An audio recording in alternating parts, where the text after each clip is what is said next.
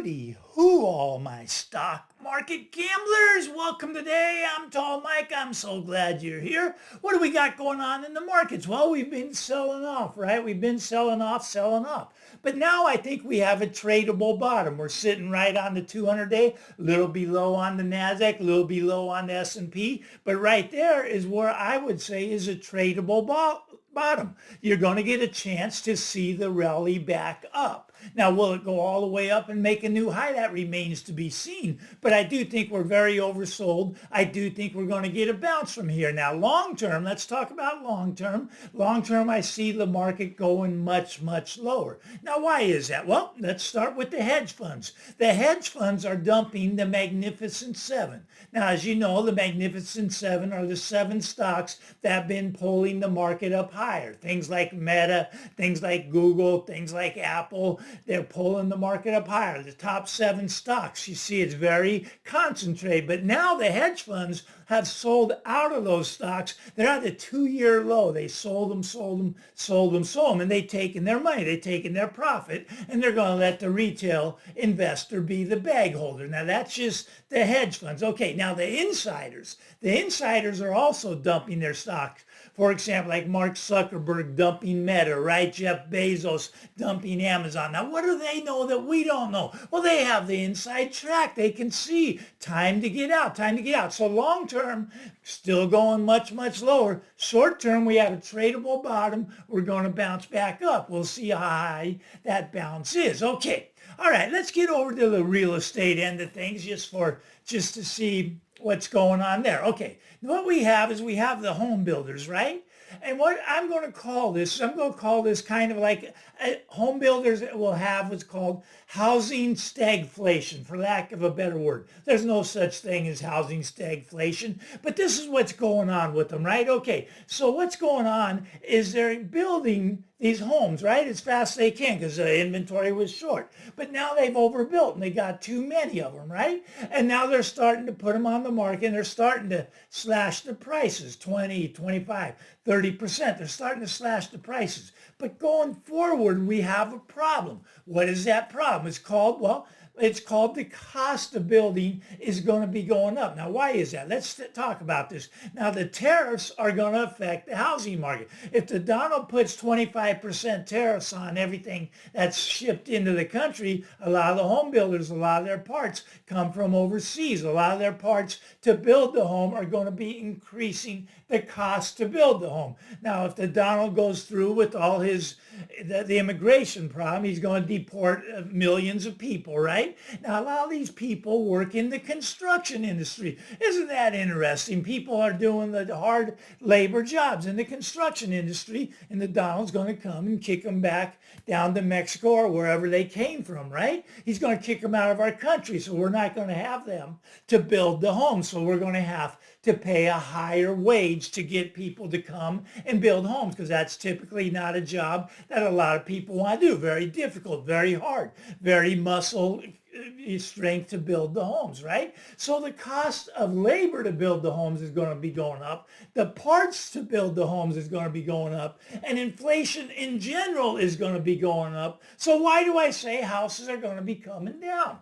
Well, new houses, look at the cost to build these are going to reach a level where they can't sell them. They can't sell them now, and the cost to build them is relatively inexpensive compared to where it's going to be in the future, right? In the future, it's going to cost much more to build, but no one can afford to buy them now. So a lot of the home builders are actually going to have to go out of business, right? Because they can't build a home cheap enough that someone can afford to buy it. Their costs are too high. So they're going to go out of business. We're going to lose a lot of the home builders. My guess, probably half of them. And they're going to go away, right? So there's nobody to build the homes because they can't build them at a cost where people can buy them at. Now, this is fascinating. What's this going to do to the existing homes? Well, existing homes, okay, they are going to be selling below the replacement cost. The replacement cost to build the existing home, let's say it's a $500,000 home, right?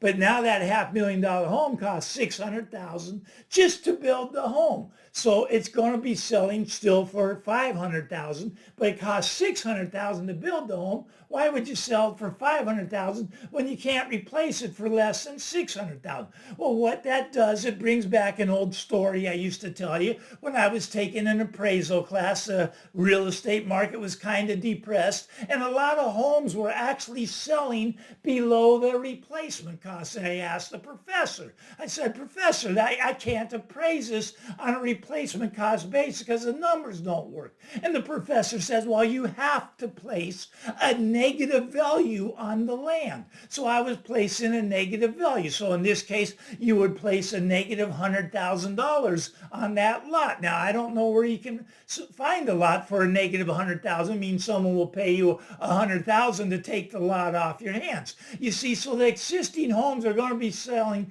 below the cost to build the homes. But why are they going to be selling so cheaply? Well, they're going to be selling so cheaply because we got this inflation problem. Inflation's going to be going higher and higher. Even our own government, they're telling you they've given up on 2%. They've waved the white flag. They've started to lower rates. Inflation has gone back up. It got down to as low as 3%. By their own definition, we're back up at 6%, heading back up to 9%, and we're going to surpass that. I think we'll hit 14, 16, 18%, even on their metrics, right? Okay, now a lot of people say we're going to deflate first, and that's a possibility. Okay, maybe we come down first. What is the Fed going to do as soon as the stock market starts coming down? As soon as the real estate market starts coming down? As soon as we get a little bit of deflation, what are they going to do? Crank up the printing press. They're going to print money into oblivion. They're going to go 30 trillion, 50 trillion, 100 trillion, 200 trillion, maybe get to where we print a quadrillion every year. This would be hyperinflation. It's a little bit scary. People tell me, but Mike, it could never happen in the United States. We have the reserve currency, and I know for a fact the reserve currency has never, ever hyperinflated, and you would be correct on that. But we've never had a government as stupid as the one we have now, right? They're just going to continue to spend. But Mike, the Doge boys are cutting spending. They're going to balance the deficit. The budget's going to be balanced, Mike. I would beg to differ. Look, they've got to get that spending bill through, and they got to get it through really fast because otherwise the government shuts down. Now that creates another $4 trillion in debt for us to go, right? Before we have to vote on it again. They got to get that passed. $4 trillion more. It's going to be spending more money. That's just what they do. They spend more money. And this is going to take us to what's called inflation, soon to hyperinflation. Let's just start with inflation. So when inflation by their own numbers goes from 3% to 6% to 12%, where do you think mortgage rates are going to go? You think they're going to come down? Think they're going to go back to zero? I don't see that happening. Now, maybe on the short end of the curve, the Fed is desperate, right? They're going to cut it down to zero, maybe. On the long end, where the mortgages, the 10, 20, 30-year bonds are going to be going up. Now, I'm calling for a 10% mortgage rate. I think that's going to be very conservative when this plays out. I think it could be 12, 14, 18%. 18% was where it was when I bought my first house, and I think we could get back to that number if we ever want to conquer inflation. We just want to hyperinflate, and then the way the financial system as we know it, that's a possibility. And that's probably the one they will opt for instead of raising rates up to 18%, right? But when the inflation goes up, the long end of the curve goes up, and therefore your mortgage goes up, and therefore, unfortunately, your house goes down. If you have to sell, now I know you are locked in at 2.8% and you're not going anywhere. So just the fact that your next door neighbor house sold for half the price that you bought your house for means you're going to be underwater. But you don't mind that because you're locked in at 2.8%. I get that. Hold on to that. That's the real asset. House isn't the asset. That 2.8%, that's the real asset. Doesn't matter if the house keeps dropping. Now, if you believe that we're going to revert back to the mean, which is the long-term average. We always revert back to the long-term average. We always revert back to the mean, right? Now, in the stock market, that would bring us down 50%. In the housing market, that would bring us down 40%. but a lot of times you overshoot. And I'm expecting to overshoot in the stock market down about 70 to 80%, and probably in the house market down about 50 to 60%. But I'm being conservative. That's called 40%, and we'll revert back to the mean. But Mike, that's impossible. You're completely wrong on this. Look at, we may not revert back to the mean. Now, here's why. Here's why. They may print 30 trillion, 50 trillion. Your house will stay up here. But in terms of real money, your house will free fall. Your house is already in free fall against real money, against gold. Against gold, your house is already down 40%. I know you hate that, right? But look at Billy Bob sold up here, took his money, put it in gold, and now he could come back and he could buy that house back with a 40% profit on his gold. You see, what's happening with gold right now? Everybody's talking about it, right? Everybody's talking about we're going to audit Fort Knox. We're all excited about that.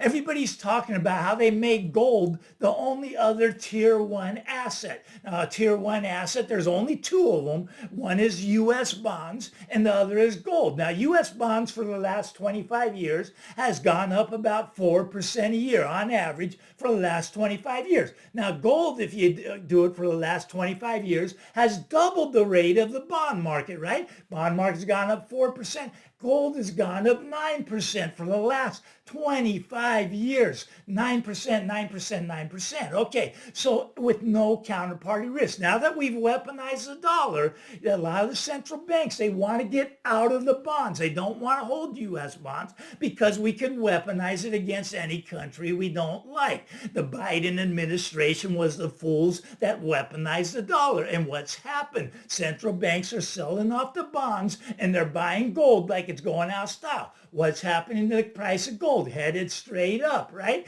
Now, I do think we're going to get a pullback. Maybe we don't. Maybe we just go 3,000, 5,000, 10,000, 12,000. I don't know how it's going to play out, but I do know the central banks want it because they see what's happening. They see that they're going to have to reset their currency against gold, and they want to have some backing. Now, apparently, we have 8,000 tons of it, so we're going to be fine, right? I don't think we have 8,000 tons. I'm not sure we have any of it. I think it could be pure cobwebs. We'll see how it plays out, but I think the American people, the U.S. citizens, we deserve the right that they audit the gold to see if we actually have it. If we don't have it, I think there's going to be a big problem. Even if the gold's there, it may be leased out. It may be sold. You see, a lot of people borrow it so that they can short the gold market. It's the way it works. We may not actually own the gold, even if the gold is there. I know that's shocking, but it could be a big problem. This is just how it's going to play out over time. Now, when I was a kid, used to be that cash is king. Cash is king. Everybody heard that saying. That's not true anymore. Right now, gold is king, and you can tell everything crashing against the price of gold. Even Bitcoin's crashing against the price of gold. Everything's coming down against the price of gold. See, gold, well, that was God's money, right? And then we invented toilet paper, and then we printed some numbers on the toilet paper, and we call it currency, right? But before we had the currency, we had God's money, which was gold and silver. I actually believe that we're going to go back to this. I actually believe that that is the best way to store your wealth. This is just my take. A lot of people like to store their wealth. Well, Bitcoin. Some people like to store their wealth, baseball cards, maybe beanie babies. I don't know how you like to store your wealth. I like to store my wealth in gold and silver. That's just me. You do you. I'll do me. But I think the price of gold is going to continue much, much higher. Why? Because the federal government's going to continue to print money. They're going to continue to print it and print it and print it because they can't let anything come down. Why? Because that would cause pain. That would cause pain for their multi-millionaire friends out there. They don't want their friends to be in pain. They'd rather have the poor and the middle class be in pain. They don't want their friends to be in pain, so they will continue this facade of printing money, this facade of a fake economy. But if you want to get real, you want to get some of that gold, get some of that silver. Everybody can afford the $32 that it takes to buy 1 ounce of silver. Everybody can afford that, and I think you won't regret it if you get some. This is just my take. I'm not selling you it. People say I'm selling fear porn. I don't think so. I'm just giving you reality here. If you like this stuff, give me the thumbs up, but get out there, punch that subscribe button. Enjoy the day, everybody. Bye-bye now.